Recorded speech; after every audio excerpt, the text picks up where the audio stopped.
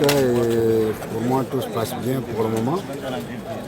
Il faut reconnaître un parquet qui est très respectueux du client et qui lui pose des questions liées aux faits.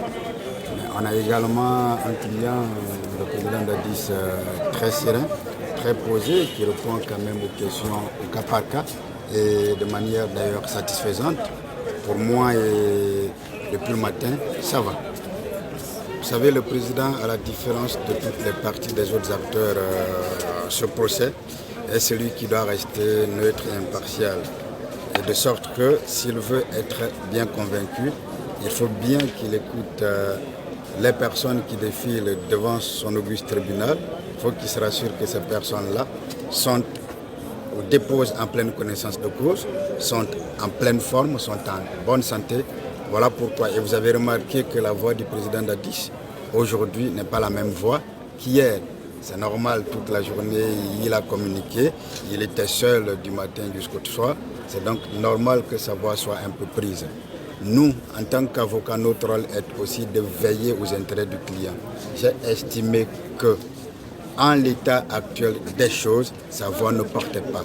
Or, il doit être audible aussi bien pour le tribunal que pour le parti, que pour les parties civiles et que même pour la défense, y compris sa propre défense. Voilà donc pourquoi j'ai trouvé nécessaire et important qu'on lui accorde une pause, le temps pour le président de suspendre l'audience.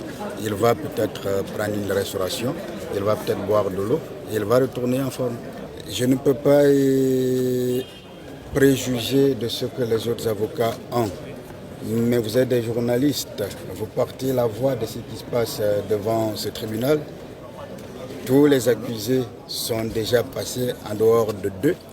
Et dites-moi, est-ce qu'il y a un seul accusé qui a indiqué que le président d'Addis lui a donné ou des instructions ou des ordres, on peut appeler comme on veut, ou des moyens pour aller ou au stade ou commettre les infractions pour lesquelles les personnes sont poursuivies, même les jours suivants? La réponse est bien non, ça n'a jamais été le cas ici, ça ne sera jamais le cas simplement parce que ça n'existe pas. C'est donc normal, c'est donc de la vérité pure quand il dit qu'il n'a ni donné d'instruction, ni donné d'ordre, ni été complice d'une personne en lui offrant ou en lui fournissant des moyens quelconques pour la commission de ces faits. Parce qu'il est poursuivi encore une fois pour complicité des infractions très graves pour lesquelles ces personnes sont poursuivies, mais également pour non-assistance à personne en danger. Le président d'Addis a eu quand même le temps d'indiquer ce qu'il a fait avant les événements du 28 septembre. Il a quand même posé des actes à la fois administratifs, je vais même des religieux et moraux, puisqu'il a saisi les autorités religieuses qui ont quand même à l'époque saisi le porte-parole des forces vives qui était Jean-Marie Doré pour éviter ce qui est arrivé. Il a également saisi les 4 sages des coordinations régionales pour qu'on évite ce qui s'est passé. Et sur le plan sécuritaire, il a donné des instructions fermes au chef d'état-major qui se trouve quand même être le patron de l'armée en tant que premier supérieur hiérarchique et qui lui-même a répercuté ces informations. C'est la réunion dont on parle et qui s'est tenue au camp Samori que tout le monde veut confondre.